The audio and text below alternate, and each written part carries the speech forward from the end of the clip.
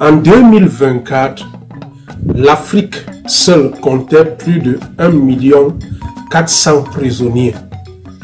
Selon the World Prison Population List, qui est dirigé par l'Institute for Crime and Justice Policy Research, qui est au Royaume-Uni, en Angleterre. Selon cet institut, les prisonniers dans toutes les prisons en Afrique donnaient 1 400 000, c'est-à-dire les prisonniers recensés, les prisonniers connus. Mais nous savons très bien que ce chiffre n'est pas vrai. Pour ceux qui ont déjà eu à visiter les prisons en Afrique, pour ceux qui ont déjà eu à voir avec les prisons en Afrique, dernièrement par exemple, on a dit au Sénégal que les prisonniers du Sénégal sont à plus de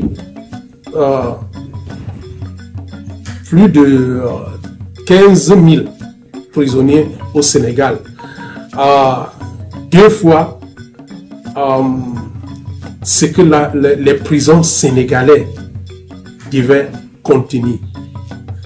Ça, c'est un sujet qui fâche parfois en Afrique, mais c'est une vérité qu'on ne peut plus cacher. En Afrique, la prison est autre chose. Les prisons sont surchargées comme des sardines et tous les jours, les personnes, parfois qui n'ont rien fait, se retrouvent en prison, d'autres pour rien, d'autres même sans connaître pourquoi ils sont là. Alors, dans cette édition de l'Afrique en marche, nous allons nous pencher sur des prisons en Afrique.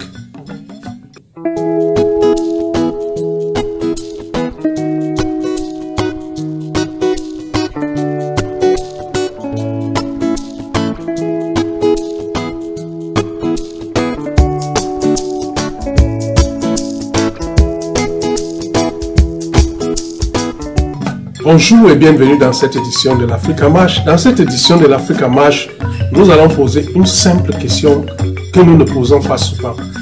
Pourquoi il y a tant de prisonniers dans les prisons en Afrique? En 2024, on nous parlait déjà, c'est-à-dire les prisonniers recensés, mais on sait qu'il y a plusieurs qui ne sont pas recensés. 1 400 000. Presque 1,5 million de prisonniers dans les prisons en Afrique. Nous savons aussi qu'il y a aussi les prisons qui ne sont pas recensées. Il y a les prisons qui sont cachées, qu'on ne connaît même pas. Nous connaissons comment ça se passe en Afrique. Mais une chose est certaine, nos prisons sont surchargées. La surpopulation carcérale est une vérité en Afrique qu'on ne peut pas se cacher. C'est une vérité. Dernièrement, on a su le rapport du Sénégal. Le rapport du Sénégal montrait pour une prison qui devait prendre 700 personnes, on a vu plus de 3000 personnes dans cette prison. Imaginez. Pourquoi il y a donc la surpopulation carcérale en Afrique? Dans cette édition, nous allons essayer de regarder certaines raisons, certaines causes. Et toi qui me suis, si c'est ta première fois de tomber sur cette chaîne, abonne-toi. Et si tu penses aussi qu'il y a des raisons qu'on ne va pas toucher ici, tu peux ajouter en commentaire. Parce que l'Afrique en marche, c'est pour permettre à ce que nous comprenions ce qui se passe en Afrique réellement. Pourquoi il y a tant de prisons, tant de prisonniers dans nos prisons? La première chose, la première cause de cela, c'est nos systèmes judiciaires qui sont tellement lents. Les systèmes judiciaires qui sont tellement lents. Pour ceux qui ne connaissent pas, moi j'ai eu à travailler dans les prisons au Cameroun et je sais comment ça se passe. Nos systèmes judiciaires, c'est autre chose. Presque dans tous les pays en Afrique. Le Cameroun, le Nigeria, c'est trop grave. Je suis en train de travailler sur une émission où je vais sortir les pays qui ont les plus mauvais systèmes judiciaires.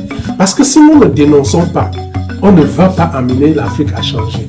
Les systèmes judiciaires qui sont trop là. Vous imaginez par exemple, quelqu'un qui a commis un crime qui devait lui faire peut-être 6 mois. Son affaire fait 2 ans. Moi, j'ai trouvé les gens à Douala, à la prison de Nubel. Normalement, leur crime devait faire 3 mois. Mais on a retrouvé des personnes qui ont fait 2 ans. sans jugement. Sans jugement. 2 ans. Il y a même des gens qui ont fait, pour cette détention provisoire, qui ont fait 18 mois. Quelqu'un fait 18 mois, juste pour qu'on vienne le juger un jour, et on le donne 3 mois ou 6 mois. Il a déjà fait 18 mois, qui paye les autres temps. Tout ça, c'est le problème de la lenteur judiciaire. La lenteur judiciaire est énorme. Si tu es magistrat, si tu es procureur, si tu es policier et que tu me regardes, comprends que ta lenteur est en train de faire ce que les gens se poireautent dans nos prisons, alors qu'il n'y a même pas d'abord l'espace. J'ai souvent demandé aux magistrats de visiter des prisons pour comprendre ce que les gens traversent dans les prisons. Pour comprendre qu'il ne suffit pas juste de prendre les dossiers des gens et garder. Vous gardez les dossiers, ça traîne. Parfois même aussi, pendant que le dossier a fait 1 an sur un autre magistrat, ça vient sur un autre, ça va encore recommencer la procédure. Entre-temps, le gars est en prison, sa famille a besoin de lui. Donc la lenteur judiciaire, c'est l'une de ces choses qui fait à ce que nous avons autant de prisonniers en Afrique. Le deuxième point que je vais toucher ici, c'est l'insuffisance des infrastructures. L'insuffisance des infrastructures. Je ne sais pas s'il y a des pays en Afrique où on a construit de nouveaux prisons après la colonisation. Presque toutes les prisons qui sont en Afrique sont des prisons qui avaient été colonisées à l'époque de la colonisation. Et à l'époque de la colonisation, on n'avait pas suffisamment de population. On a des pays aujourd'hui, par exemple, le Cameroun, à l'époque de colonisation, n'atteignait même pas 3 millions. Aujourd'hui, le Cameroun, c'est 25 millions. Le Nigeria n'atteignait même pas 10 millions. Aujourd'hui, le Nigeria, c'est 200 millions. Et on continue à utiliser les prisons des colons construites à cette époque-là, sans prendre même en considération les réalités du moment. Et c'est ça l'Afrique. Pourquoi on ne peut pas donc avoir une prison qui devait prendre, dernièrement on a parlé du Sénégal, je vous ai mentionné ici, une prison qui devait avoir 700 places, aujourd'hui a plus de 3000 prisonniers. Comment peut-on expliquer cela? Comment vous voulez que les choses changent si on n'arrive même pas, s'il faut mettre des gens en prison? Sachez aussi que c'est les êtres humains. C'est les êtres humains. Construisez donc des prisons. Je sais que bon, dans certains pays, par exemple à Douala, on est en train de construire une prison PK quelque chose là-bas, là, parce que l'ancienne, c'est autre chose.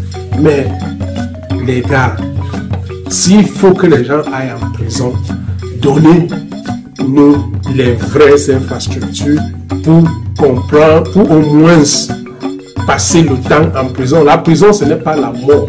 La prison, c'est pour faire à ce que la personne change. Mais nos prisons détruisent plutôt à cause de l'insuffisance des infrastructures. Alors, le prochain point que je vais donner, c'est une politique pénale inadaptée. Une politique pénale inadaptée. Dans presque tous les pays en Afrique, on continue à utiliser les codes pénals de l'époque coloniale. Dernièrement, on avait un semblant de modification de code de procédure pénale au Cameroun, mais c'était la même chose. On a juste changé les mots. Aujourd'hui, par exemple, au Cameroun, il suffit juste que quelqu'un t'indexe, un gendarme va venir te prendre, le lendemain, tu te retrouves en prison. On ne contrôle rien. Et on a des magistrats et des procureurs qui n'ont rien à faire d'autre que de mettre les gens en détention provisoire. Parce que nos procédures pénales ne sont pas adaptées de ce jour. Et tout ça, ça fait détruire notre continent. Ça fait envoyer les gens en prison. Et on sait que ce n'est pas tous ceux qui entrent en prison qui sortent souvent. D'autres finissent par mourir. D'autres sortent même parfois. Ils ne sont même plus les mêmes personnes. C'est grave. Il faut que nous comprenions cette réalité. Nos politiques pénales ne sont complètement inadapté. Ça ne prend même pas en considération les réalités du moment. Et les magistrats et les juges qui sont là, les procureurs, même la police même, ne fait rien. Je n'ai jamais su dans un pays où les magistrats se sont mis comme ça ensemble pour venir demander des modifications sur le code de procédure pénale. Jamais. Tous ceux qui sont là, c'est de retarder les documents et faire à ce que les gens se retrouvent en prison tous les jours. Ce n'est pas bien. Maintenant, une autre raison pourquoi on a tant de prisonniers dans les prisons en Afrique, c'est un manque de programme de réhabilitation. Et oui, normalement, la prison doit être un lieu de réhabilitation. Parce que quand tu vas en prison, c'est pas toi qu'on condamne. C'est ce que tu as fait qu'on condamne. Mais malheureusement, la plupart de nos prisons sont devenues autre chose. C'est là où on trouve la drogue, c'est là où on trouve l'homosexualité, c'est là où on trouve toutes les mauvaises choses. Mes amis, entrez dans les prisons en Afrique pour comprendre. Dernièrement au Nigeria, on m'a expliqué ce qui se passait dans une prison. Je suis resté comme ça, j'ai dit waouh. Vous voyez, en absence d'un programme de réhabilitation, les prisonniers sont poussés à faire des conneries, des choses qu'on ne peut même pas aimer parler. Mais mes amis, ça c'est la vérité. On ne peut pas continuer comme ça. Il faut que nos prisons puissent avoir des programmes de réhabilitation pour occuper les prisonniers. Les prisonniers sont laissés à eux-mêmes. Les prisonniers et les détenus sont laissés à eux-mêmes. Dans presque toutes les prisons en Afrique, on mélange les prévenus et les condamnés. Donc c'est grave souvent. C'est là où on trouve toutes les mauvaises choses. Si tu es à Douala par exemple, prends la peine. Va dans la prison de Douala. Si tu es à Yaoundé, prends la peine, va visiter la prison de Kondengui. Et que quand tu vas regarder, tu vas même pas aimer, tu vas même pas, c'est-à-dire tu vas même perdre l'appétit. Ça c'est de l'Afrique. Et nos dirigeants ne font rien. Tous les jours, ils continuent à nous faire des fausses promesses qui n'ont pas de sens. Ils sont juste là pour mettre les personnes en prison juste parce que ces personnes-là les critiquent. Et c'est grave. On ne peut pas continuer dans ce monde comme ça. C'est pour ça qu'on a la surpopulation carcérale en Afrique. Et c'est pas tellement bon. Je ne peux pas... Il y a 2 points. OK, que je ne peux pas terminer cette... Vraiment, j'ai souri comme ça là, mais c'est grave. Hein? Ne pensez pas que je suis en train de sourire. C'est fort la fesse. Je prépare cette vidéo depuis un très bon bout de temps. Et cette vidéo, je vais la faire en 2 temps. Aujourd'hui, je vais juste parler des causes. La prochaine vidéo sera sur qu'est-ce qu'il faut faire. Parce que nous ne sommes pas seulement là pour critiquer. On est aussi là pour apporter des solutions. Mais les gars, il y a 2 raisons sur lesquelles je ne peux pas finir cette vidéo sans toucher. Et si c'est ta première fois de tomber sur nos vidéos, abonne-toi sur l'Africa Marche. Et suis-nous, continue à suivre nos vidéos et partager pour qu'ensemble, nous faisons avancer l'Afrique. Pourquoi nous avons tant de la population carcérale en Afrique?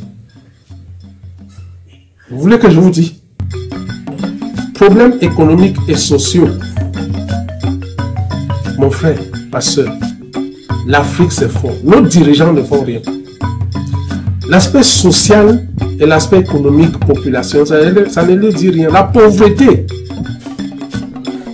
Il y a des gens qui sont des voleurs juste parce qu'ils n'ont pas trouvé le travail. Il y a des gens qui font même des choses, même tout ce qu'on parle là. J'ai suivi dernièrement, on a dit comment on va arrêter le Yahoo Boy qui a trompé quelqu'un comme Brad Pitt, qu'il était Brad Pitt et la dame l'a envoyé l'argent, patati patata. Mais tout cela, au Cameroun on les appelle les scammers, au Bénin on les appelle les gaiman. Mais tout cela aussi, c'est parce qu'il n'y a pas de travail. Je ne suis pas en train de dire que c'est une bonne chose d'être Yahoo Boy, d'être gaiman ou d'être scammer. Mais non, c'est pas du tout bon. Mais il y a ce qu'on dit en anglais. An idle man is a devil's workshop. C'est-à-dire, quelqu'un qui ne fait rien, le diable peut facilement l'utiliser.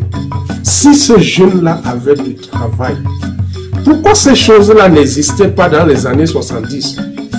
Parce que dans les années 70, quand tu finissais l'école, tu avais le travail. Avant même de finir l'école, tu avais le travail. Donc, il n'y avait même pas le temps pour toutes ces choses-là. Tout le monde était occupé. Mais dans notre monde aujourd'hui, il n'y a pas le travail. Un gars qui finit l'université ne trouve rien à faire. Le jour où on va venir lui dire que si tu deviens gaiement, tu peux gagner de l'argent, il va aller. Qu'on veut pas, c'est une vérité. Donc, les problèmes économiques et sociaux font aussi à ce qu'on trouve tout le jour les gens en prison. Et je peux vous dire qu'il y a des gens en prison qui ont volé juste 10 000 francs. D'autres même 5 000. Mais qui font des années. Parce que ce qui se passe en Afrique, c'est que quand tu entres en prison, on te met en détention provisoire là. Si tu n'as pas ta personne qui va te suivre, qui va suivre ton affaire, tu peux même faire 10 ans là-bas. 10 ans, oui.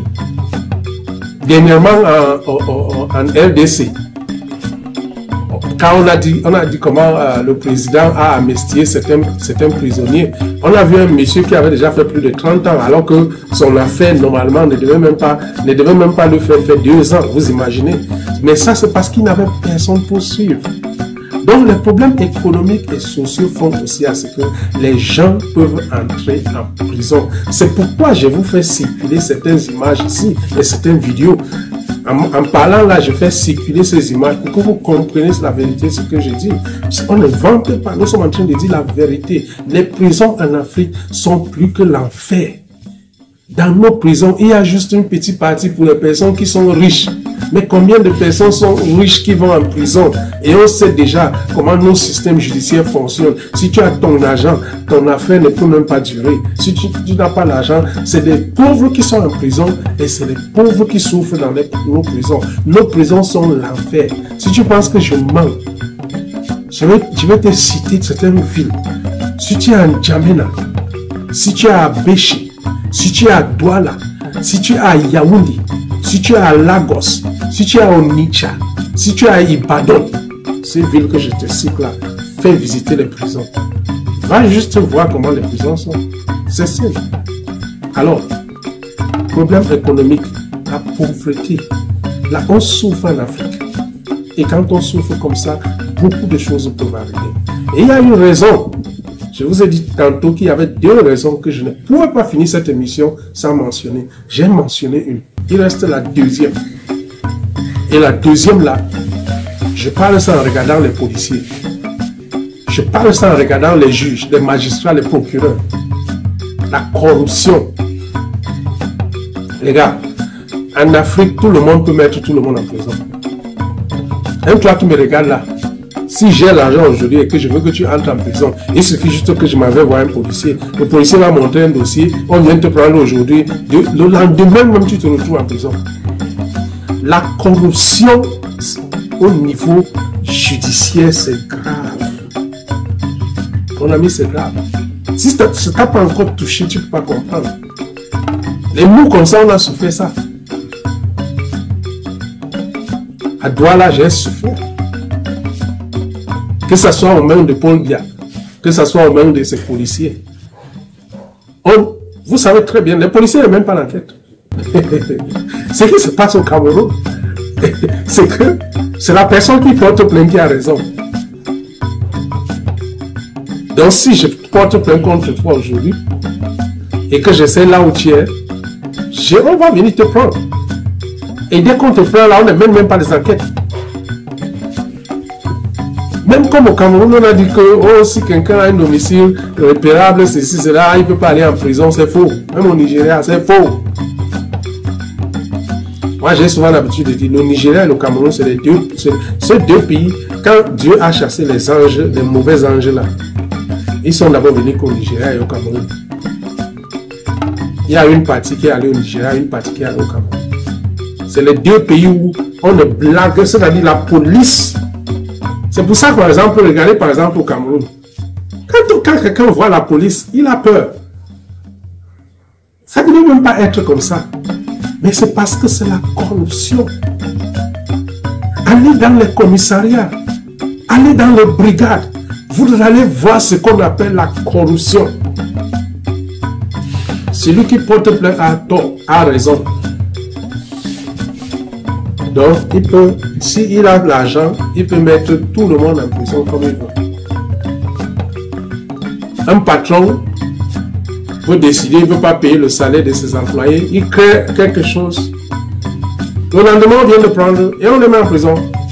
On ne met même pas des enquêtes pour voir si l'affaire même qu'on est en train de porter plainte là, c'est une affaire vraie ou pas. Jamais. Alors, chers amis, je sais que je n'ai pas pu toucher tout ce qui fait à ce que les gens vont en prison en Afrique.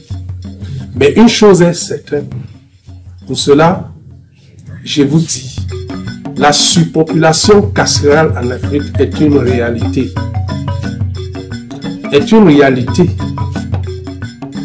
Et cette réalité aussi est que nous aussi, nous-mêmes, toi là qui me regardes, quand tu pars devant la police, là tu donnes l'argent. Tu pars voir le juge, tu donnes l'argent pour qu'on mette ton frère, pour qu'on mette ta soeur en prison. Tu gagnes quoi? Tu as déjà gagné quoi? C'est ça la mentalité africaine. On est beau à dire, donner toutes ces raisons, dire les magistrats sont corrompus, les juges sont corrompus, mais qui les corrompt?